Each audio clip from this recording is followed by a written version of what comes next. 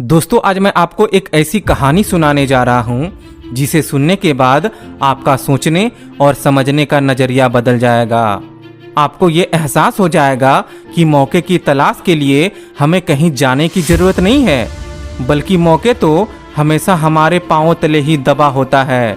बस जरूरत है तो केवल उन्हें पहचानने की। तो कहानी की शुरुआत होती है अफ्रीका से, जहां पर डेविड नाम का एक किसान रहा करता था। वो अपनी जिंदगी से बहुत खुश और संतुष्ट था। डेविड खुश इसीलिए था क्योंकि वह संतुष्ट था। फिर एक दिन एक अक्लमंद आदमी उसके पास आया और उसने डेविड को हीरो के महत्व और उनसे जुड़ी ताकत के बारे में बताया। उसने डेविड से कहा, अगर तुम्हारे पास अंगूठे जितना भी बड़ा हीरा हो तो तुम उस हीरे से पूरा शहर खरीद सकते हो, और अगर तुम्हारे पास मुट्ठी जितना बड़ा हीरा हो तो तुम अपने लिए पूरा देश खरीद सकते हो। वह अक्लमंद इंसान इसी तरह से डेविड को हीरे के महत्व और शक्ति के बारे में बताकर चला गया। लेकिन ये सुनने के बाद डेविड पूरी तरह से बेचैन हो गया, और इसी बेचैनी के कारण उसे रात भर नींद नहीं आई, क्योंकि अब वह असंतुष्ट हो चुका था। इसीलिए उसकी खुशी भी अब खत्म हो चुकी थी। फिर क्या था, दूसरे दिन सुबह होते ही डेविड ने अपने खेतों को बेच दिया और अपने परिवार की देखभाल का इंतजाम करके वो हीरे की खोज में निकल गया। वह हीरे की खोज में पूरे अफ्रीका में भटकता रहा, पर उसे कहीं भी हीरा नहीं मिला।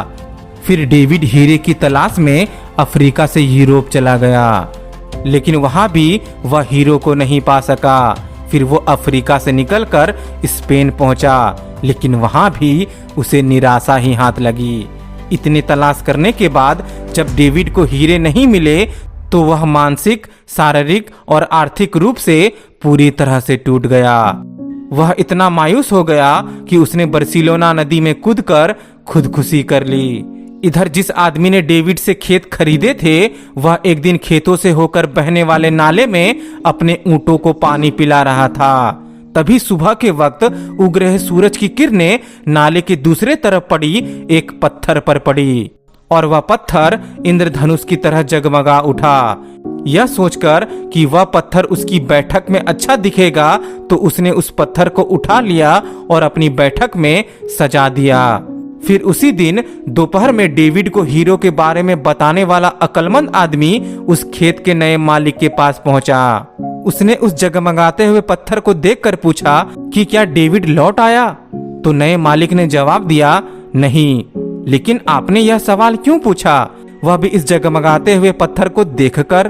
तब अक्लमंद आदमी ने जवाब दिया, जिसे तुम सिर्फ एक जगमगाते हुए पत्थर समझ रहे हो, वो कोई आम पत्थर नहीं है, बल्कि यह तो एक कीमती हीरा है। मैं इन्हें देखते ही पहचान जाता हूँ। फिर नए मालिक ने कहा, नहीं तो यह तो महज एक पत्थर है। मैंने इसे नाले के पास से उठाया है।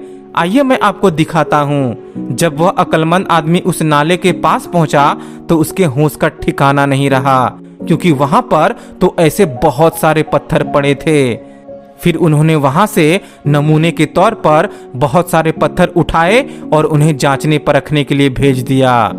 फिर बाद में जांच में पता चला कि वह पत्थर सच में हीरा ही था। उन्होंने पाया कि उस खेत में दूर दूर तक हीरे ही दबे हुए थे।